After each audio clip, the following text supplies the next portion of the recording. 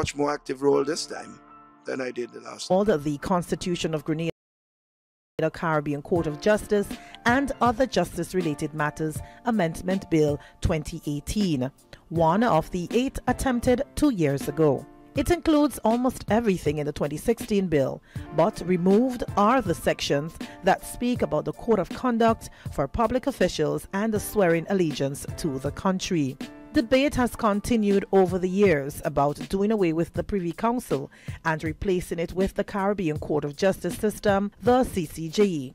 The Privy Council in London and the CCJ based in Trinidad are both a final court of appeal that retries civil and criminal cases if the original ruling is thought not to be satisfactory.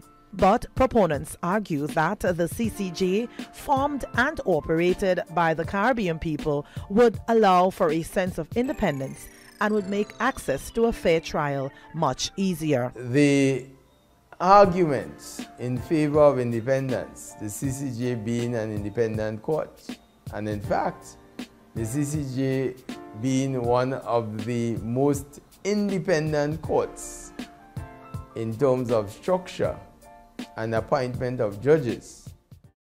CCJ, without delay, not tomorrow, but today. I know Mary Show would have been proud to say, oh yeah, the CCJ on the way.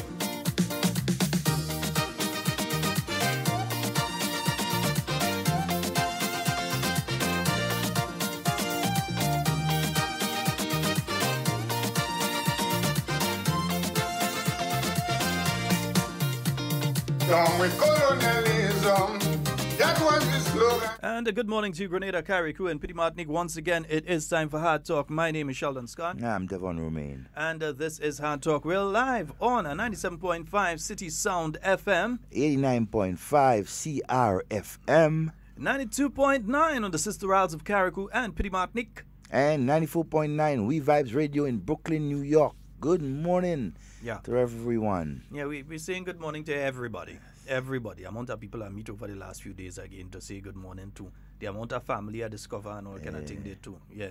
Good morning to each and every one of you. Hope that you're having a fabulous day on this beautiful earth.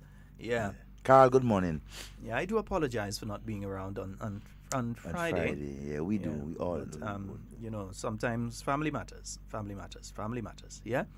And to the staff out there at Paddy's Enterprises in Carriacou, saying a special good morning to you. Hills and Valleys Pharmacy, good morning to you. Good morning. The staff out there at Bullins, good morning to each and every one of you. The staff at the Ministry of Carriacou and Petit Martinique Affairs, the Limley Farm, wherever you are, we say a special glorious Grenadian good morning to you, and hope that you're having a fabulous day. Sasha and the others down there at the Joke Pit in the Joke Pit up there in Carriacou. Sasha, good morning, my dear. Yeah, and special good morning to the staff at Sister Isle FM. Didn't get a chance to pass by this time, so a special good day to you. And to all my relatives, if I start a name, it could take long, because by the time I say Bar and Stanal, and I go to Hudson, and I go to Caitlin and everybody, but it will take forever. So watch. Good morning to everybody, all right? Everybody. Who listening, good morning. Yeah, all the Aikens, all the Coys, the Lawrence, the Duncans, everybody, right? Nice, good. So, all right, it's now 33 minutes after the hour of 10 o'clock on the Spice Island of Grenada. Yes, indeed. And yesterday, the New National Party would have held its convention. Yeah, so the New National Party held a convention. You know, sometimes, what did the Lion say? At time we was in SAS and we had a convention. And while we was having the convention, you had a lady on radio. Well, not really a lady, but a woman. She was on radio saying how we pale chair and all kind of thing, you know. Oh, yes. Yeah, why is she saying that pure love passing in the place? Pure love. Yeah, but you know, sometimes desperation on the behalf, because while we elected a chairman yesterday, them won't resigning and all Them kind won't of thing. resigning. While we have a political leader and a deputy political leader and chairperson and everything like that. Every position was Yes. up for grabs, eh? You know, and It's have not that none. your political leader and your position had to stay so until no. We had time for that. All positions were up, And I'm trying to shift it over here now so I can give you all a rundown of the positions. Yeah, we're going to do that in a short, huh? I know that Joshua would have been proud. So we're going to give you the listing of the positions in a little while. In fact, let me just take it off my phone. Yes, so the executive of the New National Party to take the party from 2018, the victorious year, into another year of victory. Claim it in Jesus' name. Another year of victory, 2019. Claim it in Jesus' name. Right? Yes, indeed. So we're heading into 2019 with the executive as follows. Our returning chairman, the Honorable Gregory Bowen. Our returning deputy chairman, Dr. Clarice Modest. Our political leader returning, Dr. the Right Honorable Keith Mitchell. Our returning deputy political leader, Elvin G. Nimrod. Again, General Secretary. Well, most of the positions is returning here, so I could stop saying returning now. General Secretary, Roland Bowler. Assistant General Secretary, Peter David. Our Treasurer, Anthony Boson. Recording Secretary, Steve Hosford. Assistant Recording Secretary, David Stan Phillip. One position that changed would be that of PRO. And we'd like to thank Senator the Honorable Simon Steele for his time as the Public Relations Officer of the New National Party. He did achieve quite a bit during his period in time. And he has now been replaced with the Honorable Emlyn Pear as the PRO of the New National Party. Labor Relations Officer, Senator Winston Garraway. He remains as the Labor Relations Officer. And the Welfare Officer remains as Miss Edith MacDonald. On the floor members, Mr. Kenneth Noel Oswald Gilbert. I am not making out one or two I'm seeing here. Cletus St. Paul, I'll get the other names. Scott Batiste. Scott Batiste, yeah, but you know they put a B in front. Yeah, Scott Batiste. The John, I believe I know the John is back. I can't remember the first name. That chap up in St. Patrick there. Yes, the farmer. BJ, right. Yeah, Bertrand John. Yes. BJ. And I'm not making out the last one there. But we're going to get that fully. We're going to send out a release with that before the end of the day today, because we have nothing to hide when we have our elections, and we have, all our positions are up for grabs. Yeah, all the positions are up for grabs, and it was done in a nice, peaceful manner. Yeah, and we also had the opportunity to hear from the various members of the party, the delegates. They would have had their opportunity to speak on the way forward for the party, what they perceive as the present situation, what they perceive as some of the issues that are out there that need addressing or so on. So we had a wonderful session with them, and also having the chairman's report, the treasurer's report, and all the normal things that you have at a convention. And then we moved on to some wonderful speeches. I must specify that we had some excellent presentations by various ministers and also, senators. Yeah. Also, too, one of the speeches that stand out is the lady that gave this speech about the CCJ. The CCJ. Yeah, that's Senator Kim George. She gave a forceful, wonderful presentation in relation to the Caribbean Court of Justice. Factual, energetic. She was fluent. She was basically speaking to the average Grenadian, right, as to where we should go, where we are destined to be. She did a good job. I must say that. I must congratulate her, in delivering, an excellent speech when it comes to the CCJ. Yes, indeed. And folks, remember, you can also find Hard Talk on Facebook at Hard Talk Grenada Live. You can find us on YouTube on Hard Talk Grenada, and you can get both audio and video. Yeah, whether you want to just take the audio or whether you want to take the audio video on the Hard Talk page. Well, not Facebook page, Hard Talk site. That's www.hardtalkgrenada.com. So you can go to that page directly, and you will be able to get all of the wonderful information that you need. Yeah, so I wonder, sometimes you just have to remind people, a certain thing. So let's just play a little something, yeah?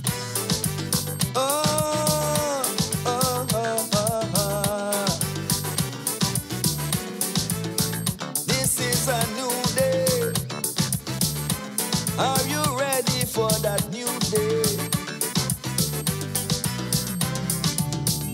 singing a song again for me nation. I hope you don't break stick in your hair. Things I want to bring to your attention. Well, if you don't listen, how will you go? Yeah. Never, never.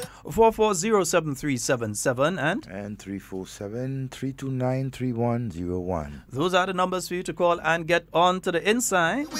I'm saying a very special morning to you, Miss Irma Jacob. Hope that you're having a fabulous morning this morning.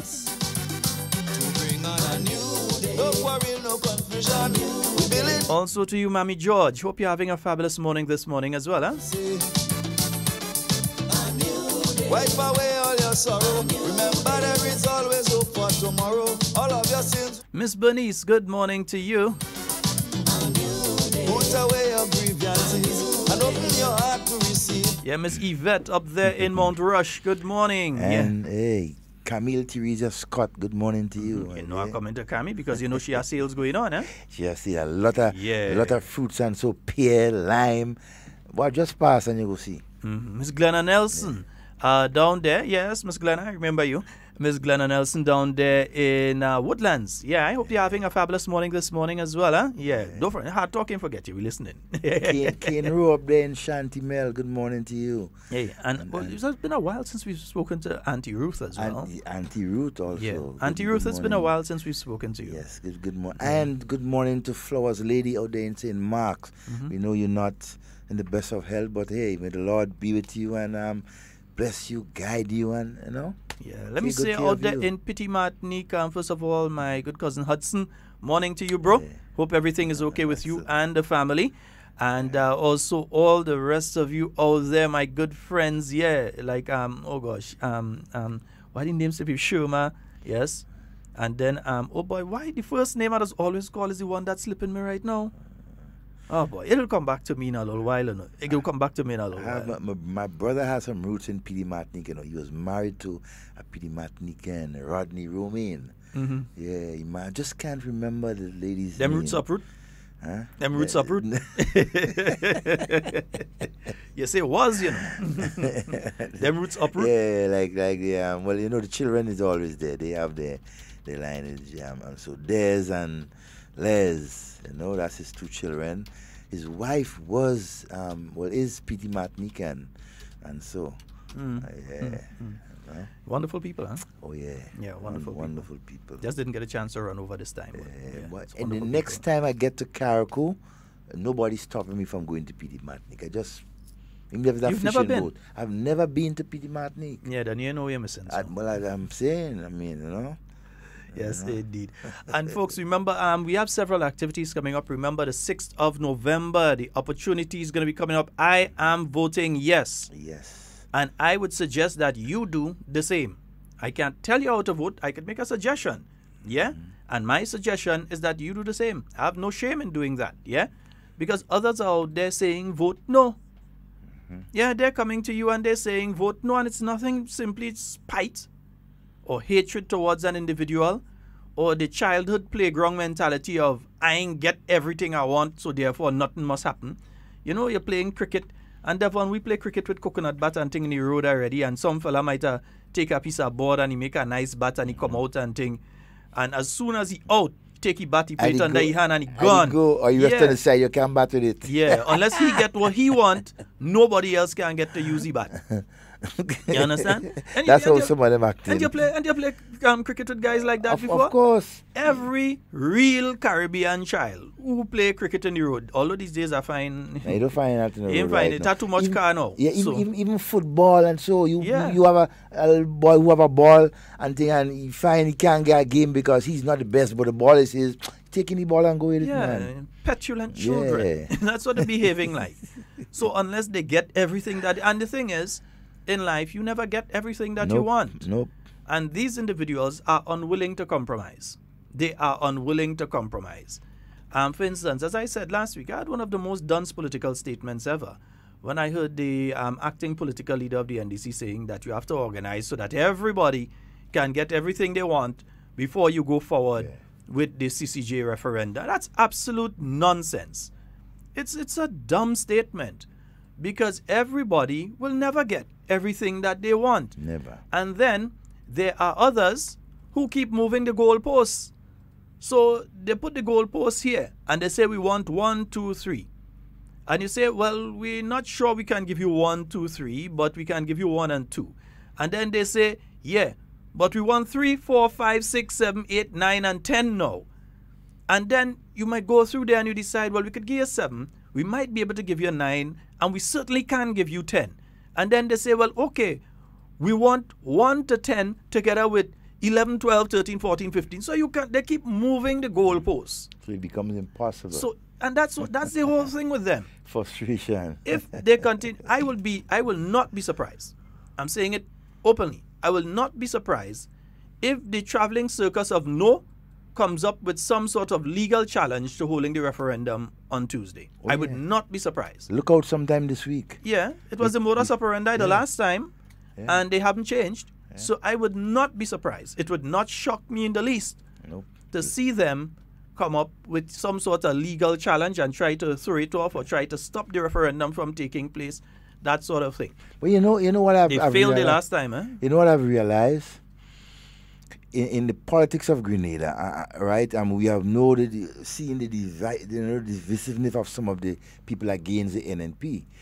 But there are a few persons, Sheldon, every time there is a very important issue that comes up and the Grenadian people has to make a decision, whether via referendum or otherwise, there is a few people who always raise their heads, right, to go against it. Traveling circus of no. You understand? To go. I mean, they continue to do that, to the annoyance of people, right? You want to dictate to people what to do. You do what you want to do. Let persons decide what they want to do. I mean, you look at referendum in 2016, they were there. We have a caller. Good morning and welcome.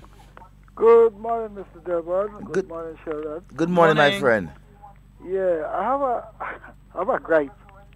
Sure. I saw a picture ad a couple days ago where there's an individual. He was speaking to the Grenadian people about the CCJ, telling them to support that it is a good thing and what have you. On Friday, I heard that same gentleman telling people vote no. So I wonder what kind of a kamikaze thing is that? Is that serious? And I feel somebody should really confront that individual. When I say confront, I don't mean physical. He's misleading and people cannot trust him. You understand? That's the type of person some of them are. They just want to oppose. One time you hear they talking on the right side of the mouth, the next time is on the left side. I mean, it's my brother. I'm with you. I am with you. Okay, I'm with you.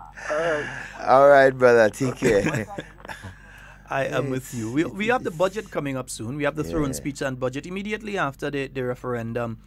You would have the proroguing of Parliament, followed quite soon after by the throne speech, and then later in November you'll be having the budget presentation. So quite a bit Parliament-wise is going to be going on over the next few weeks. So quite a bit of activity leading into the Christmas season.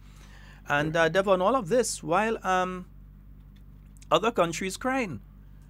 No, we're not saying that things are perfect in Grenada. They're not perfect. We know that. That's why it's a work in progress. But we are much better off. When you look at the Trinidadian economy, with not even growth, but contracting and that sort of thing. And so not projected to have any significant growth, maybe about a 1%, 2% at the most, somewhere around there. And you look at countries like Jamaica, much bigger than us, all sorts of industries, millions of tourists going to Jamaica on a yearly basis. And factories and all sorts of things. Because they're basically the suppliers for the Northern Caribbean, Trinidad and Barbados are the suppliers for the Southern Caribbean together with Guyana. So they're factories, all sorts of things. And their economy is not growing at the level of Grenada's economy. They're not seeing the economic growth that Grenada is seeing. The only countries that are seeing economic growth to the level of Grenada in the region, and not as much, but close to, are countries like Dominica, where you have significant increase in construction due to the destruction by the hurricane. So the hardware stores are selling more material. The construction workers are working hard out there. You have loads of different businesses that are coming in to deal with the after effects of the hurricane season, and the same with St. Kitts. So those are due to natural disasters. But we have a call online. Good morning and welcome. Hello. Good morning. Hello, morning. Morning. Yes. Mr. Scott, morning. Morning, sir. How are you? Poor and polite. My loving brother. There? Yeah, man. You know who? Yeah. I make all the voice. The first thing first, I'm voting yes for the CCG. All right. Right? Mm-hmm. That's good. All right, go right ahead. So, a planters are carried by the road, by where I live in there. Mm-hmm. And I secretary, somebody passed the road up, all and shoot on the ground. Oh my God. The road, all and shoot on the ground. They ain't go with it, they root it up and throw it on the ground? If somebody right or wrong, they root all up on the ground. You're going over I go to the police. I go to the police. The police tell me make a case. I don't see nobody I can make case. I tell them come and see. They could take a picture and they could present on the news. Yeah. That is ridiculous. But my brother, that's way past. That's disgusting. That's just disgusting. To see a farmer, you spend your time, you put something into the ground, and somebody decide that you're in any sort of back and forth with anybody over the land where that is. Yeah, all they put all and put on the ground, and you have good little food in there. I tell you, I would like to see it. No, but let me ask you: are you in any back and forth with somebody over the land? I two little marijuana tree in the garden. The police come, they plant me in the garden. I'm a licensed and registered farmer. They plant me. I go to them now for they come and see what they do. Then up to now, one don't come yet. Well, here's what, my brother. At the end of the program, can you give me a call? You hearing me? The police yesterday about after 1. I don't think he's hearing me. My brother, can you give me a call at the end of the program? Yes. Do that, yes. When it's just about 10 past 12, give me a call. Okay then. Okay, my brother. Yeah, all right. Yeah. That's special attention. But you see, the thing is that several people, sometimes they do things out of such spite, and that's the slave mentality that's in us. That's the slave mentality that's still kind of pervading our society, pervading our environment, pervading our culture. There's still this sort of, I am still a slave mentality. And I mean, somebody is planting to put something into the ground. Why would you go and root it out and that sort of thing? So that's why I wanted to find out if they have some sort of land dispute, so that you have suspects. You know, if you have some sort of problem with somebody. And you know where to look. But the thing is, sometimes they don't have nothing with a person, and they just pass and they do it. Or sometimes it might be a mentally challenged person that in the area who just doing all kind of weird thing and they do it. Might be a mentally challenged. Sometimes it could even be children that, you know, sometimes children are real miserable. So they want to see what the carrot look like and they go and they pull it out. So there's several things. And if it's area, you could see where footprints is, and you must be able to tell if it's big people who it. You could tell one or two things about looking at the area. But what's bad about it? I mean, I'm not condoning persons stealing people things and go and sell it. Now, if it was a case where they root up the carrots and go with it and sell it and make a money on whatever, right? I mean, that has its consequences. But you will just root up a farmer's produce and just leave it on the ground? I mean, that sends a dangerous message, right? To not just that farmer, but other farmers, right? And this thing cannot be tolerated. It must not be. I mean, I cannot understand how you could do something like that. Yeah. It's like going in somebody on the fruit tree and just shake down all the mandarin and orange and leave it on the ground. It's just... They're acting like monkeys. But monkeys don't do that. No, don't disrespect my monkeys. No. You have monkeys that will go. And I've seen it. That will go in a land. Nas could tell you that. And shake down all the pear and everything, golden apple, and go. Poor monkeys. No, I'm serious. Look, ask the farmers, for example, in New Hampshire, Willis. And so they will tell you. Typical example, Bodge Grove, you know, but that happens when, for example, something is done to, well, I know one time one of the guys told us that they shot a monkey one evening, right, while hunting. And the next morning, when they go in there, because close to the agricultural land and so, the monkey was coming, and next morning the group of monkeys came down and shake down all the golden apples and thing off the tree and everything and go. Yeah. I mean, that is a serious thing. That's the reason I don't eat monkey. I draw the line somewhere. No, monkey is not good. It's not supposed to be eaten. I've drawn the line right there. There's a line, and I've drawn it right there. in red, white, and everything. All kind of things. All kind of colors. No, you're not supposed to be eating monkey. Interesting though. That's somebody to do that sort of thing. And my friend, give me a call at the end of the program. Yeah, that's a serious thing, man. And I'll make 1 or 2 suggestions. See how we can move forward on that. But again, the phone number 440-7377. That's 440-7377. Yes, I will. 329-3101. I definitely will be voting yes on Tuesday, God's willing. Yes, I will be voting yes. So do I. Yeah? Because you're hearing, I listened to Beverly Sinclair this morning, and she said the Caribbean Court of Justice will become the court for the Caribbean. She admits that it will become the court. But unless she gets what she wants in the process to get there, then it mustn't happen. Oh, who is she? That's what I'm about to come ask. And say that on behalf of the Grenadian people. Yeah, who unless give her the she right? gets what she wants, that everybody must vote no. Yeah. Who gives J.K. Roberts the right to believe that unless he gets everything that he wants, that we must vote no? Yeah. Who died and made them the emperor of the region? Yeah. And Beverly, better don't let us get some people get territorial. Oh no, you don't do these things. You know, you don't do That's things. nonsense, man. You know, one thing. Yes, well, she's not different to some of the political figures that come and say, "Oh, we support the CCJ," but it always have to have conditions attached to it. Come on. Let's look at it. Again, there is the issue. And they're saying that there is the issue of the $1,500 as opposed to $25,000. The Constitution of Grenada makes provision for anyone bringing a case to the Privy Council that case has to be worth, the case has to be worth at least $1,500 to bring the case. To bring it, yeah. The CCJ, the agreement for the CCJ says that that figure is 25,000. That the case has to be worth 25,000. That's the CCJ agreement that was signed years ago.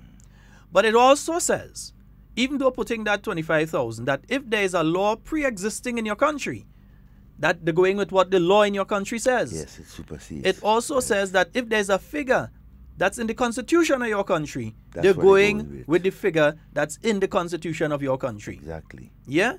Because the constitution of every country supersedes everything else. And no two Caribbean countries has the same constitution. Yeah, they're similar, but they're not the same. So in the agreement, that's in the agreement. The $25,000 is in the agreement. It does not mean in any way, form, fashion, or shape that a Grenadian has to have a case that worth $25,000 before they go to the Caribbean Court of Justice. In fact, within the bill itself, one of the transitional clauses that have been placed in there, one aspect of it deals with that same figure, keeping it at $1,500. So in the bill itself, it says that it's $1,500 and that could be changed by Parliament. But guess what? Even if Parliament goes to change it, it's not to raise it, it's to lower it. It's to lower it.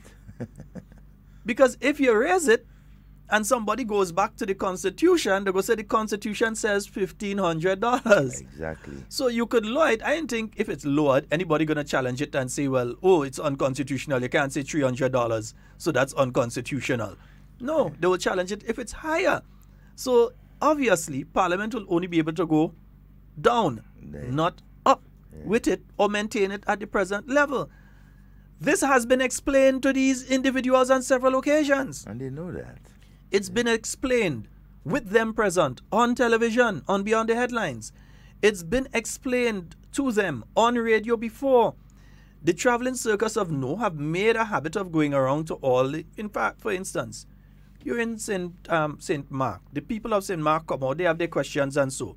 You want to leave town and come to ask questions up there. The same questions that have already been responded to in other forums. ensuring that the people of St. Mark don't get the opportunity to ask their questions. You want to tie up the microphone so that the people of St. Mark don't get the opportunity to ask their questions. The same with St. Patrick. You have St. Patrick, you see man from all St. Andrew reach to come and talk in there. And they had their own in St. Andrew. But the traveling circus of no, they're using the opportunity provided. And no one is going to stop them, They're going to allow them to speak. Because the more they speak and the more they ask the same questions over and over is the more they show who and what they are and what their real intention is. Their real intention is to spite Dr. Mitchell. That's their real intention. Or to go against the new National Party. It's not that they're interested in anything. They keep speaking of a bill 17 pages long to frighten you and make you feel this is this big thing with 17 pages. No. 17 pages, check about the first 5. The first 5 have no information that's relevant to our discussion on it. Because the first 5 just says this section, that section, like a contents, table of contents and a preamble. So it's not anything significant. The real meat of the matter is after you go down into that. And still after that, when you check the last 2 pages, it's just with the signature and this kind of thing. So nothing substantive there either. But they want to give you the impression that there's something to fear, that there's something hidden there. But the bill is up and has been up now, going on a couple months now, and online. And it's circulated around as well. And it's also been in the hands of these same people that are making this noise right now for the past 6 months. All of a sudden now, they decide that they want to raise issue 1, issue 2, issue 3, and saying move this and move that. They have no intention of seeing anything go positive in this country, and I make no apologies for it. Well, in my view, most of them, if not, are just saboteurs, I will call them. Yeah. You see, because they have bent on sabotaging every single thing that this government put forward. Mm-hmm. Good morning and welcome. Morning. Yes. Morning, sir. You're live, man. Go right ahead. Yes. You know the point you just made, Sheldon, and you got into this lady in Victoria. I saw it. I wasn't there, but I followed it online.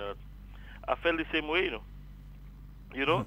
But you're a St. Mark man. Mm-hmm. And when St. Mark people was there, because the place was full, St. Mark people there and they have their points they want to make and so on. And she just come and take up a set of time. She leave town and come up there. She's on a crusade. You know? Don't be surprised to see them on a particular party platform next election. Yeah. She's a born-again Christian, you look like. That wouldn't be surprising to me. We're talking about the bill at 17 pages. People buy newspaper every week. Yes. The newspaper sometimes have more than 17 pages. And it's back and front. And it's back and front. So that doesn't stand. What we have to encourage people is to read. You go to church, the pastor preaches on something, he tell you that is in Jeremiah 1:1. So most people go and research to make sure what the pastor says is what is in the Bible. Not so? So what we have to encourage people is read for yourself. Look at it. Investigate. Come up with your own reasoning. And so on. Because a lot of things they say about the CCJ, trying to say about the CCJ, is really to, as you say, is a personal vendetta a lot of them have against the Prime Minister, And people should know that voting for the CCJ is an independent body. Mm-hmm. It is a court. The Prime Minister can go and tell judges that I want you to give priority to a particular case and judge that case a particular way. No. And even the lawyers and so have the opportunity to vet the judge's decision. Who judge would want the reputation on the line? You understand? And made the point earlier in a conversation this morning. If the government, let's suppose you're doing GC now, and the government was to start a referendum saying that we're moving from GC to CXC, the same people that say no? Yeah, seriously. You understand? Devon, you remember? Should there have been a referendum to move from GC to CXC? We would have been CXC, we would have still in GC. Yeah, we would have options. We are afraid to take chances, and even kids learn to walk. They fall along, bam, they get up, they try again. Mm-hmm. The NDC say no, just jump out of the belly and let's walk. Yeah. You understand? kids go and they touch hot pot and they won't do it again. Experience. These people Give them are a chance. amazing. A lot of them don't have no shame. You understand? I mean, they're shameless. You know? And I'm afraid I could call them. They are the Same Claudette and so. They say, well, Andal in St. David's, when I remember in St. David's, I think, support this is 2 days later I come and say the NDC don't support it. They don't even know what they're about. Confusing. I just want to encourage the Ghanaian people. I know. Come at me. I'm voting for the CCJ. You understand? And I want to encourage all Grenadians, all the NDC supporters, all who have not did not vote or have the opportunity to vote, is a chance for us to start out our own business in the Caribbean. We're saying we're under the Queen's Bill. Queen is good. We get a chance that we could move a section away from the Queen and to start our own path. And we're saying we're not ready yet. Bossman meet me the other day. Oh, Britain, let's make sure we have all these things together before we... I say, all these things together intact first before we attack the CCJ. I say, if your mother was saying that about me and you, half of us would not be in the world today. If my mother was saying, well, let me have big money in the account. Let me marry it first. Let me get education first. Let me get talent first. You understand? Let me do this first, and then I'll think about a child. Half of us would not have been in the world today. That's a very serious point. No, it's true. Do what you have, where you are, what you can, where you are, with what you have. And that is what the government is doing today. We're doing what we have, what we can with what we have. You know, and then later, we beef it up, we review it. Sometimes, you know what? We adjust. This government come and they say, and okay, the Grenadians vote for the referendum. And it passed. 20 years later, that generation might be reviewing that referendum and say, let's change something in it and let's put it to the people again. That's how the world revolves. That is how we revolve other people. So I want to encourage people again, and you'll be hearing me more often. I know I'm busy. I don't address you, but I'm taking time off. I'm pausing for a cause, for that cause. And I want people to know where I stand and where we should and why we should support the government in that effort. All right, my brother. Thank you. Thank you so very much. Yes, indeed. Yes, some of us want to remain at the age of 50 and 60 years in our mother's home and not go and find somewhere for ourselves to raise a family. Well, let's look at it from many decades ago, before I was even around. There was a discussion in the Caribbean region about creating a University of the West Indies. And at that point in time, you had some of the older heads saying, why should we create our own university? We don't have the quality of professors, we don't have the quality educators in the region to create our own university. A university of the West Indies, what craziness you all speaking about? Have a university in the Caribbean? When, even if you go to the GBSS now, and you look to where the various scholarship winners went, Edinburgh University, the university in Scotland, different universities in the United Kingdom, and not even in the USA. They were going to universities in the United Kingdom, those in the 1930s and 40s and so on. They were going there. And therefore, they always believed that you're only educated if you went to university in these places. But the discussion came about, let's create our own West Indian academic institution. And right now, the University of the West Indies is rated among the top 20 on the planet. Not in the region, you know. On the planet, in the top 20. Exactly. Our own University of the West Indies. That if some people had listened years ago, they would have said, let us not create our own university. We have a call on that. Good morning and welcome. Good morning, Devon. Good morning, Sheldon. Good morning, my friend. My brother, how are you? Love to hear your voice, sir. I'm listening to you guys there. And Devon, yes, Sheldon was just a little baby at that time. Just imagine during the revolution.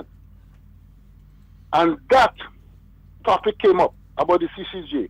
The same people who used to say them as hardliners, the same people who walking around and going and saying, no. You know, these are the same people coming out to manage us and tell us to vote yes. Like the Sandra Fergusons and them. Call him, call him. That, and Devon with a big stick to it. Yes, that's no joke, that's a serious thing. Just think about it. That are the same people who coming around and telling us, come with, you have to vote yes. You have to break away from colonialism and you have to do this. Yes, but we used to push it before. Exactly. As youths. But now they're sticking up under colonialism. You know? Yes. Oh. Who they fighting? They're not fighting the doctor. Shame of them. They're fighting the Grenadian people. They just pathetic. That's what it is. Yes, because we should have that already, Devon. Yep. Well, Randolph Robinson Just said too it. bad the revolution had failed. But we should have it already. When they tell you, Devon, remember them days, political class, and you say, well, come with, I can make it. Where? It's compulsory. They may shove a dagger down your throat. You have to show up. So just look at that.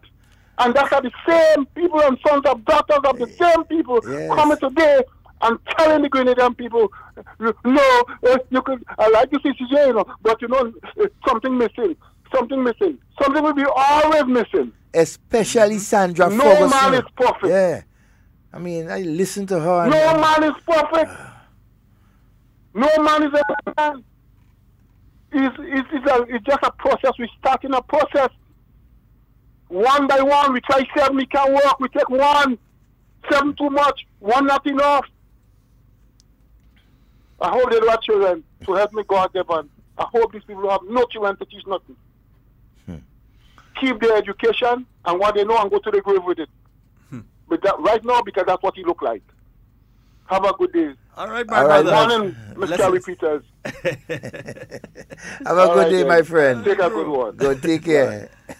You see, when you consider what these individuals are saying, it would mean that we would never get to the stage of having anything done. Of our own. You'd never get to that stage. Yeah, they operate in what you call in the political sense anarchists. Anarchists believe that everybody must just be able to allowed to do what they want. What they want. So a man feel like killing 12 people, he should just be able to do that. That is his business. A man feel like burning down that place, he should supposed to be able to do it. A man feel like bombing up this place, he must just be able to do it. That's how anarchists think. And these people's mindset, to me, are similar in that kind of thing, you know. Morning, Sherma. How you in that doing? nothing must be done unless everybody gets what they want. And they know that's impossible. They know that. But just for their own selfish gains, for whatever, political, economic, whatever, they are selfish. They are not thinking about... And look, the Ghanaian people must understand that these people are not thinking about them. They are thinking, look at their history. Follow them. Go back a couple of years and see what those people stand for. The Sandra Fergusons and the whole lot of them. Look at what they stand for and look at what they stand for now. How can some people call themselves progressive? How can some people call themselves progressive, Devon, and say vote no? Man, I can't understand it. Because here's what. And they try to throw in this little red herring about, oh, well, the Queen is still head of state and these sort of things. Brothers and sisters, you have to start somewhere. Yeah? You're building a house, you don't start with the roof. You don't build the roof and then build the rest of the house under the roof. You start with your foundation. You must start somewhere. Have to. Yeah? You don't just say you're building a house and all of a sudden you just see a house appear. You must start somewhere. So while the Queen is head of state, she has no real power.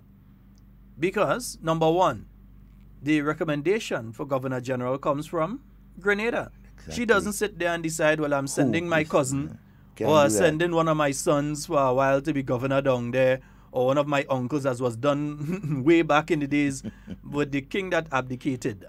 Trying to remember exactly which one of them he was. He abdicated before the present queen's father ended up as king. He had abdicated and therefore her father had to take the throne. But when they were wondering what to do with him, they sent him to either Bermuda or something as the governor. So she can't just decide. Grenada has to tell her who we want as our governor. So she doesn't have any power there. She just has a ceremonial power and she appoints somebody to represent her. But she has no power.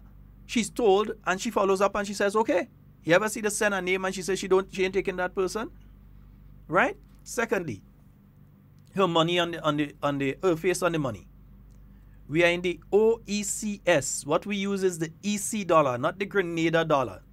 So even if we make that change here, the face ain't coming off the dollar until every other OECS country do the same thing. It ain't coming off. Yeah? So that one again is basically a point that doesn't go anywhere. You also have the issue of the names of different places and so. And there was a committee that was put together to find place names to different places and so. And in the process, I know recently, they were the ones that made the suggestion to name it the Eric Matthew Gary Botanical Gardens and those sort of things. So place names will change, but that's a name that could change. A name could change tomorrow. A name could change at the next independence speech. Or even before that, at the budget speech. It could change at press conference tomorrow. Talking about...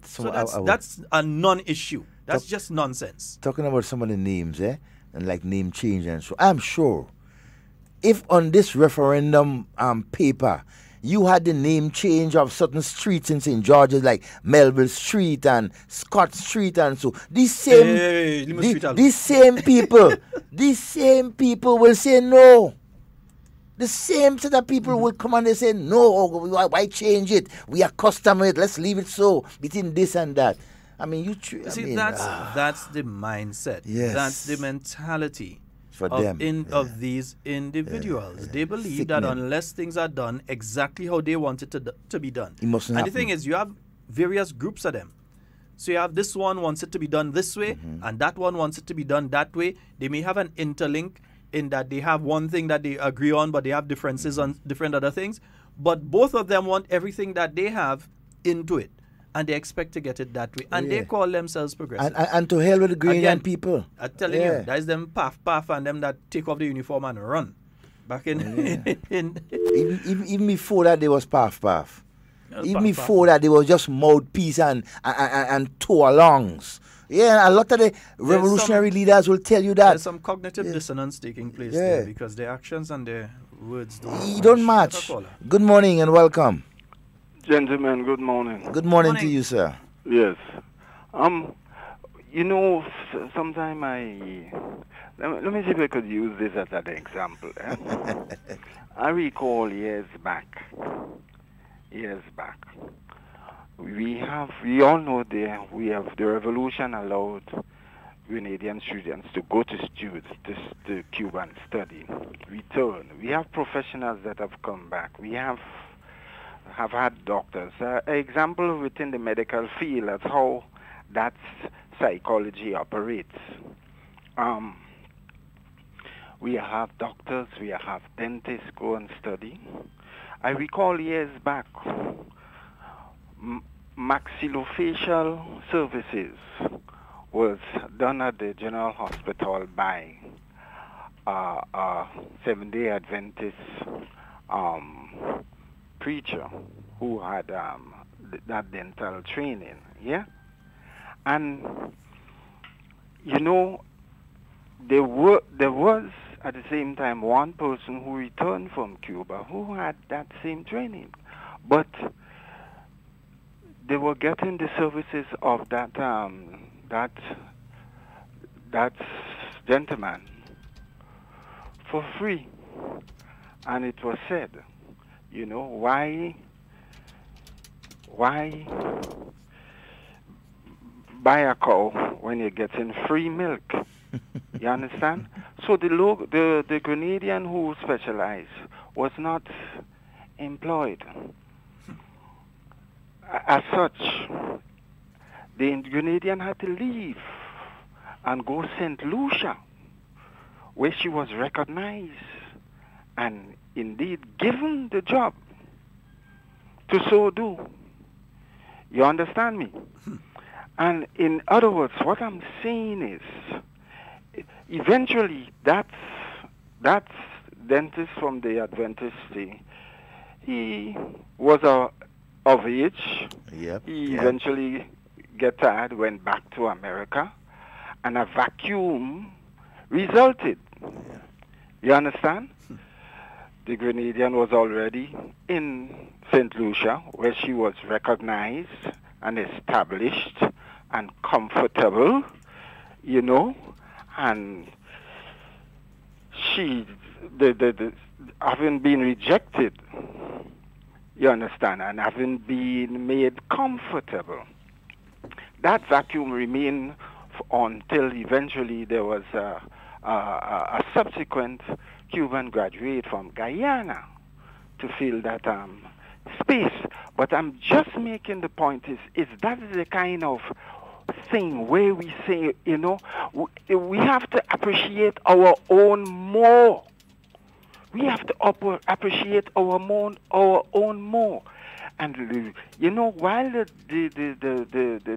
dentist from the dental surgeon from America was assisting, he was acquiring, he was perfecting his abilities, etc. Something you want your own people to acquire. That is what you want for your people. That is what you want the CCJ. That is what it will do to all you legal luminaries here. Give them the space, the opportunity to develop themselves, to develop our jurisprudence. You understand? And establish our Caribbean jurisprudence as comparative and in a comparable way with the rest of the world. You understand me? This is what that is why I would encourage our Grenadian people to, on the 6th of November, vote yes for the CCJ. And again, it's, you know, it's some of us could be so intellectually dishonest. I hear a lady, she was presented as an independent journalist, and I question that independence. You're afraid to say Beverly Sinclair? I ain't afraid. So I was saying Beverly Sinclair, but go ahead. And she was asked a question, what are the advantages of the court? And the lady said there's no advantages or no disadvantages. No, brothers, you know what it is? You going as a citizen of this country, you go into the general hospital and you having a maxillofacial concern and you're being treated by this white folk from America. You know what that has on the mind, the set of the children who are our own people. Put it another way, had it been a local daughter providing that same service, can you imagine how our own people will feel to see and know that is one of us who is assisting us with a maxillofacial concern? Do you know what that says to the young child who is going to school and wants to be the next maxillofacial surgeon of tomorrow?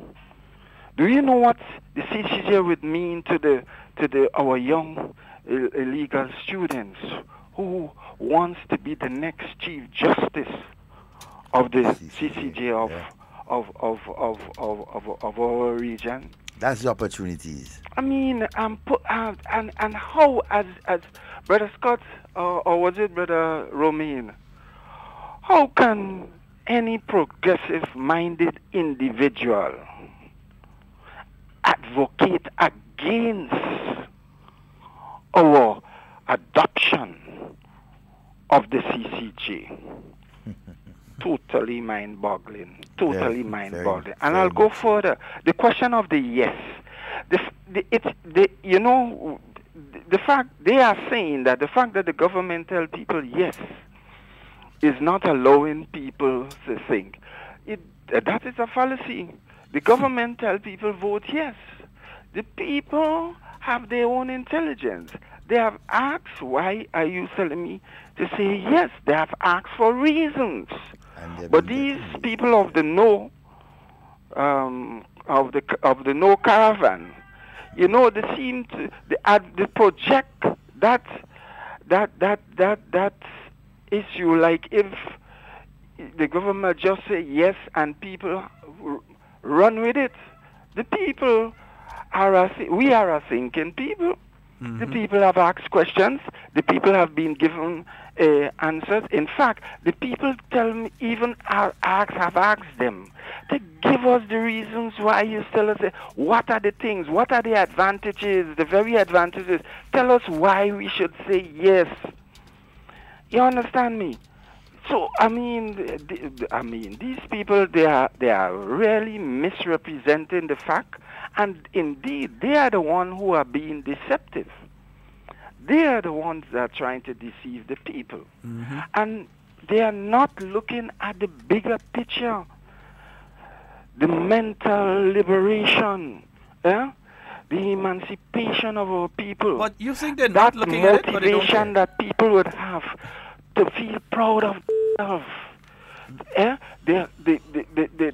You're bringing home the independence of the judiciary now because you're establishing the final court in the Caribbean, in Grenada itself. What can be more heart consoling, pleasing, pleasant than that? Okay, my brother. Gentlemen, let somebody else have a seat. Have a good day, my friend. Thank you, 440-7377. 347-329-3101. And somebody give us a call. Somebody take him up on the offer. Good morning and welcome. Good morning to you, sir. Good morning, sir. How do you do? And morning to your co-host. Yes, thank you. You know your program does be always excited and challenging, eh? I cut in there and I have to leave the grass and come. That's good, that's good. It is me. Let me show you something. The referendum failed, but the government took office resoundingly.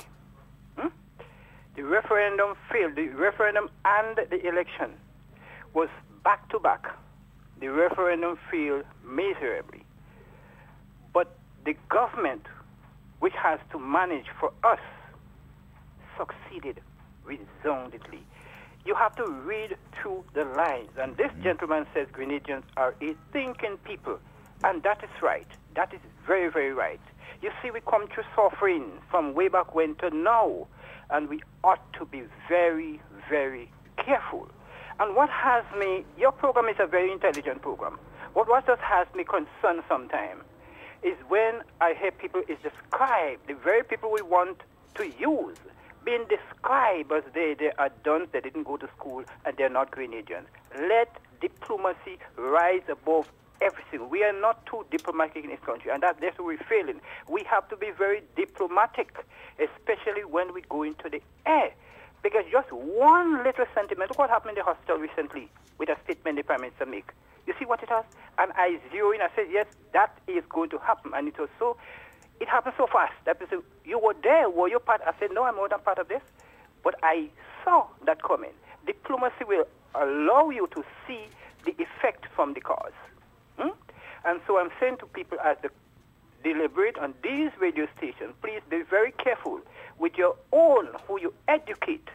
They're not dumb. We are thinkers. And we think very, very deep based on where we come from slavery to now. So we ought to be very careful. Gentlemen, have a great day. I'm enjoying your program. All right. Thank you very much, sir. Have a wonderful day. Yes, indeed. 440-7377. And 347-329-3101. Yeah, I would like Fluffy. Yes. Yeah, Uncle Fluff. Uncle Fluffy. I need you to get in contact with me as soon as the program is over. I think you should have my number. So, Fluffy, give me a call as soon as the program is over. I know if you're not listening at the point in time, I know Cammy listening. Or one of the other bus driver, Rex, or one of them listening. Rex or Bala. Back? Stan. Yeah, man, Bala back. Right. So one of them would be listening and tell you to give me a call. So, Fluffy. Yeah, Uncle Fluffless. I need you to give me a call. But just now, we had to change our name, Uncle Fluffless. In Fluffy again, Fluffy started doing the way, looking fit and thing like he training for the marathon. Invitational training for what, Fluffy? Probably. Hey, as you said that, let's say congratulations to Lewis Hamilton. Oh, yeah. Yeah, he has done it again. His fifth World Championship. I think his fifth. He's one out of 3 or 4 persons who have ever done that. Yeah. In the world. Some people don't want to consider him a Grenadian. I can't understand that. They don't want to consider the man a Grenadian. That.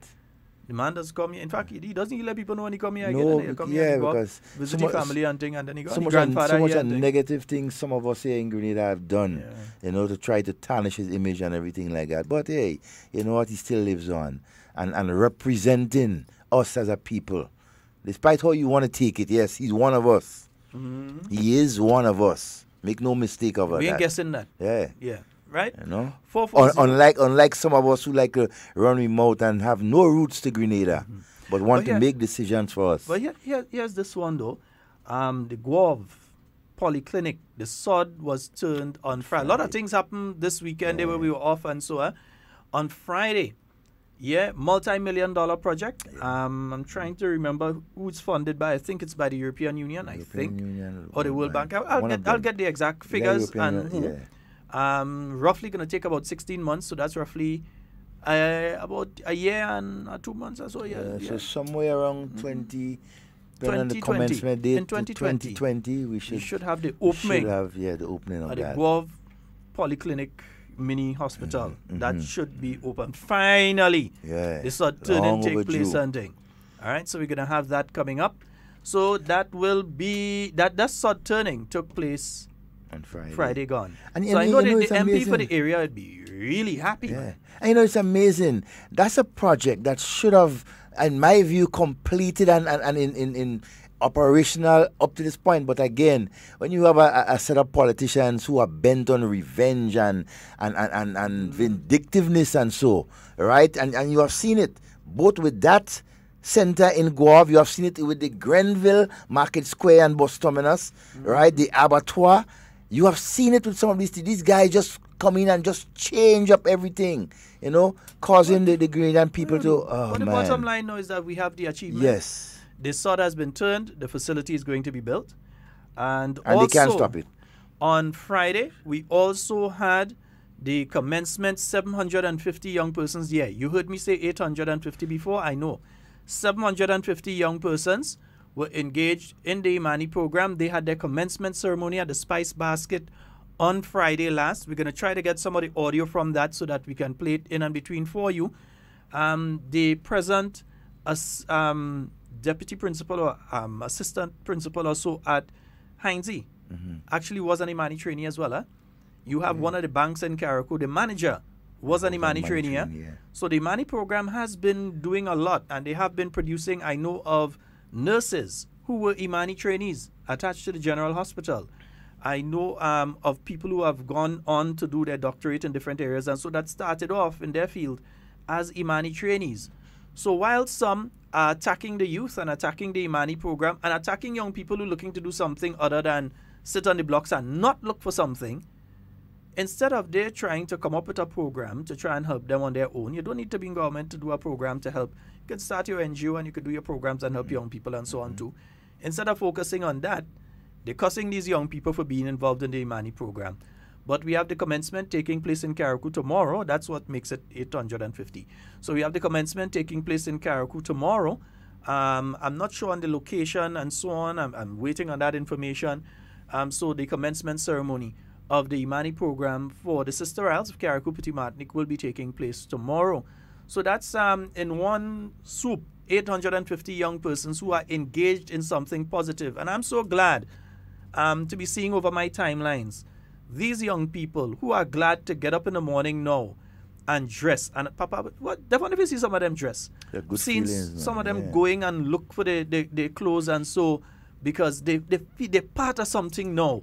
They engage, they see hope. So they're involved in the Imani program now, and I'm seeing them. They take the nice little picture in the morning when they're heading out to go, male as well as female. Take the nice little picture in the morning when they're heading out. And the fellas in a nice little shirt and things. Some of them put on their tie. The young ladies put on their nice dandan and they head out. And you're seeing that. And then to know outside of that, you have 500 young persons that have been engaged. 500 young men. Young men who have been engaged in one program. Meanwhile, in Barbados, 1,500 going home. Meanwhile, in Trinidad, over 2,000 going home. Jamaica looking to cut staff as well. Trinidad, outside of that, from the oil sector, is looking to cut staff on the public sector as well. So you see that going on in other countries. And meanwhile, in Grenada, we're not talking about sending home. We're talking about taking people off a contract. Employment. So you have the teachers who were on contract and who were unestablished for many, many years, and they've gotten permanent, 100 and something, I think, from earlier this year alone, plus the hundreds of others that were regularized outside of that. You have the nurses, and the consideration is the nurses have been taken off a contract. One by one, they're taking them off a contract and putting them permanently into the system. And you're seeing that happening here in Grenada.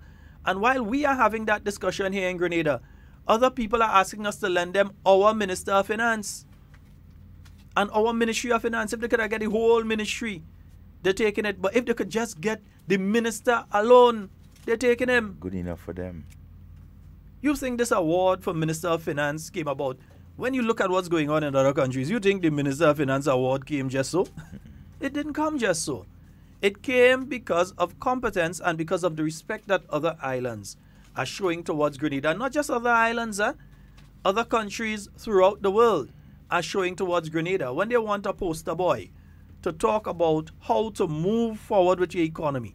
And it's not just some people feel, oh, you tax us to get to that. No. Government itself cut its own spending. It reduced the amount of money it spent on fuel. It reduced the amount of money it spent on telecommunications. It reduced the amount of money it spent on stationery. It reduced the amount of money it spent on electricity. It reduced the amount of money it spent on water. It reduced the amount of money, not reducing the quality of the service, but cutting wastage. So where you have the light bulbs that take a lot of electricity, they put in the energy saving. And you make sure that the lights off in certain places. Exactly. Lights on whole day, whole night. Yeah. And there's some places that it's still happening. Every now and again, you have to report it. You must report it. You see a school and you see the lights on the inside whole night. Yeah, doing you what? have to report it. No class going on, nothing. What? Only lights supposed to be around are the ones for security around the building. Reasons, Or if there's an activity taking place and once the activity done, take it off. Yeah? So you have some buildings that had pipe problems, problems with the toilet, running water for years. Not reported, wastage, not sorted out. So you had that waste management unit go around and check and make sure that these issues were addressed. And you'll be surprised that those things save government millions of dollars over the past 5 years. Millions of dollars that have now gone into different areas. You've seen more Imani trainees, more young people getting an opportunity, more small business loans for young people. So creating more opportunities for more young people, and also the little increase that the elderly got. Yeah, and you never know, they might get another increase again. You know when, but they might get another increase again. Morning to former Senator Kenny Lal Singh. Yeah, he was the initial person in the ministry with responsibility for waste management and so. And did an excellent job of that. So you have all of these areas that have been addressed. For instance, in ministries, you had the issue of people sending letters. If you had to send a notice to every member of staff, they would actually go and type up a notice, print it, and deliver to every member of staff. That's wastage.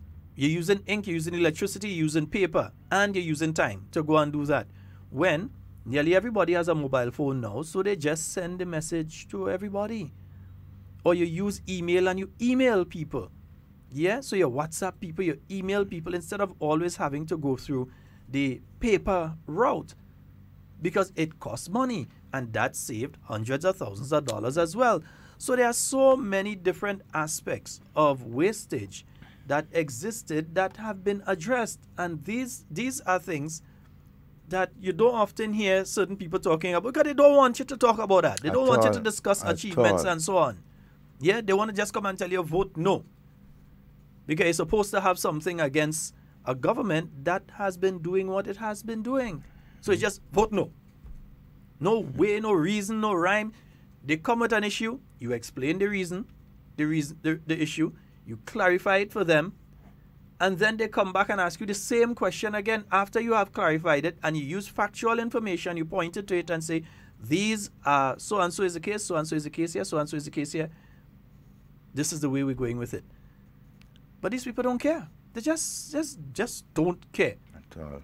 Yeah, there's no reasoning behind their thing. And then, interestingly, I heard a question being asked by Kodor this morning to the same Roberts. He said, you're complaining that the government and the committee is saying vote yes. But here are you saying vote no. And he's saying it's a different thing. Of course it's a different thing. We're saying vote yes, you're saying vote no, but your problem was not just that. You're saying that the government shouldn't be telling people how to vote, but you're telling people how to vote. Exactly. That was the point. That was the point. He never responded to it, you know. That was the point. Never, he can't. I could tell somebody, I could say, listen, I would like you to vote this way. Yeah. But the person still has their own decision to make when they walk into the polling station for the police officers this Friday and for the rest of the general population next week, Tuesday. They have their own decision to make when they walk inside there, and I'm hoping that they will put their mark next to the yes. Yeah? Yeah, and all Grenadians who are eligible to vote, go out there and exercise that freedom that you have. Make that decision. Let's move towards the CCJ. It's inevitable. As all of them say, yes, they support it, but it's not a but. We are going to move to the CCJ and do what needs to be done for Grenada. But see, the other thing is that at this point in time, we have the opportunity to say yes or no to the CCJ. The time will come when we don't have the opportunity to say yes or no, when we are forced to have to go into the Caribbean Court of Justice, when the Privy Council is dissolved, when there's no longer a Privy Council, and that time is coming sooner rather than later. It is coming. That you will not have the opportunity to go to the Privy Council because it will not exist. So it will not be an option on the table. And at that point in time, when the referendum that is required for Grenada to move away from the then non-existing Privy Council to the CCJ, when that time comes, it'll be a situation that you can't really say, you can't say no because there'll be nothing to say no to. No, it's not yes and no again. It will only be yes. That'll be the only option. And at that point in time, suppose the government decides that they're going to, the government, might not be this government, might be another government. It could be 10, 20 years, could be another government. They decide that, look, we're going to put all kind of thing inside there at that point in time because they have to say yes. So let me just throw some other stuff with it. All kind of thing. I mean, come on. You have the opportunity now to finally break those chains. You have the opportunity now to preserve the integrity of the court system of not just Grenada, but the Caribbean as well. There are problems with the courts in every country in the Caribbean. There are problems with the court system in every country. Grenada is not singular in this thing. There are guys languishing in prison in Trinidad for the last 5 and 6 years, can't get their matters completed.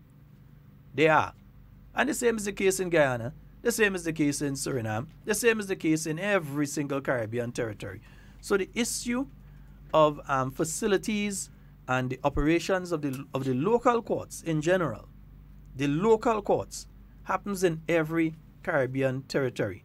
That's not an excuse for us not to make the Caribbean Court of Justice a final court of appeal. But it is a reason that we should make the Caribbean Court of Justice our final court of appeal.